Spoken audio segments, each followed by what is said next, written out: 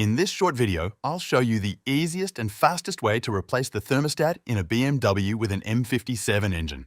I'll share a few words about aftermarket parts, gaskets, and mistakes that could force you to take the entire cooling system apart all over again.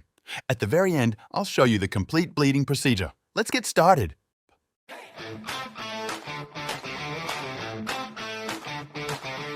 I am replacing the thermostat because my engine stopped warming up fully. It was reaching a maximum of 70 degrees Celsius instead of the correct 88 degrees, which had a very negative impact on fuel consumption and performance. We will start by getting rid of all the old coolant. To have easier access, it will be necessary to remove several components. I am starting by unscrewing the front connection, which is held by as many as 10 screws. After unscrewing them, I am moving the part to the side. Underneath, there are 5 screws holding the radiator shroud, which I am also unscrewing before safely setting the component aside. I am disconnecting both plugs from the fan, and then I continue by unscrewing all the screws of the engine cover, which I also set aside in a safe place. Next, I am unfastening the clamp from the main intake duct, sliding it off the throttle body. It is worth doing this quite gently here, not like I'm doing on the screen right now. I got a bit carried away. I am moving the entire duct to the right side, all so that I can now easily remove the radiator fan, which is not bolted down in any way. You simply need to slide it out. Here, just be careful not to damage the radiator, it's quite delicate.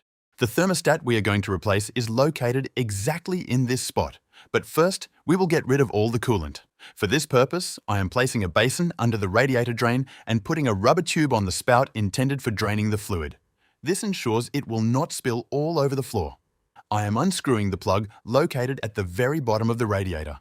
The fluid is slowly draining, which will take a few minutes. To speed up this process, you can unscrew the expansion tank cap. In the meantime, I am preparing the new thermostat for installation, and I will soon explain the difference between OE products and aftermarket replacements in great detail, as the price difference is significant and everyone wonders what to choose in such a situation. Once everything is drained, I tighten the plug and move the basin out of the way so it does not interfere.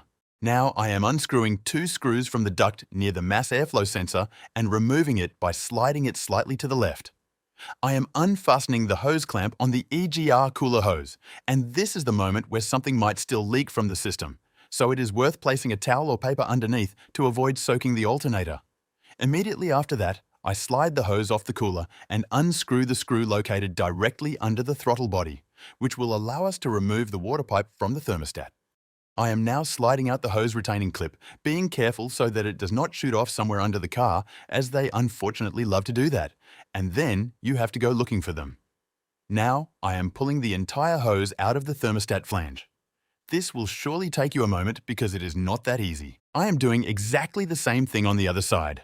First, I unfasten the safety clip, and then I slide it out.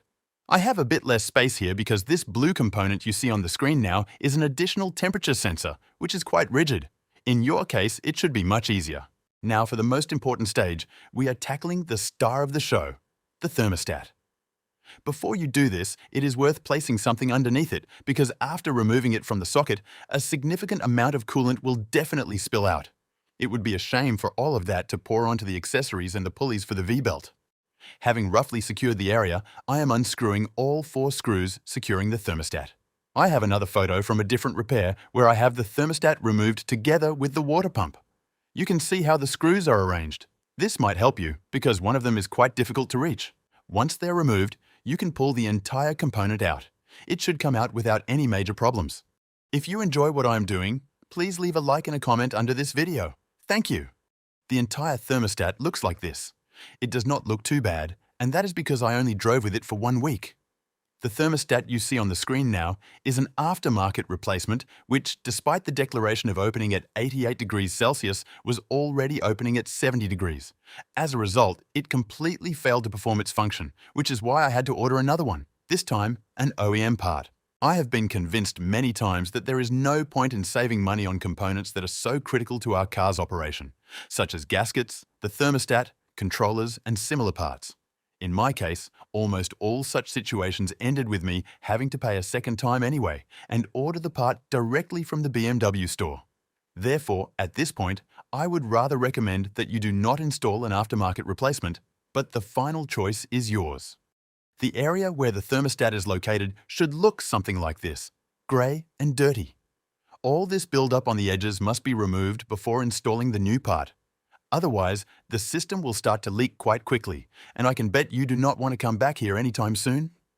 After the initial cleaning, the socket looks more or less like this. A small tip: do not use coarse grit sandpaper for cleaning to avoid scratching the edges. It is better to use fine grit sandpaper wet and spend twice as much time on polishing. Once you find the result satisfactory, place the new thermostat in its spot and snap the retaining clip into place. I am now starting to screw in all the housing bolts by hand. I must admit it takes some effort to do this as there is quite little space. If you truly are not able to handle it, because to be honest, I also had a moment of doubt, you can always remove the EGR cooler to create more space for yourself. Next, I tighten everything with a torque wrench set to 10 Newton meters, and you have to be particularly careful here because the thermostat housing is plastic. By tightening it too much, there is a high risk that it will crack.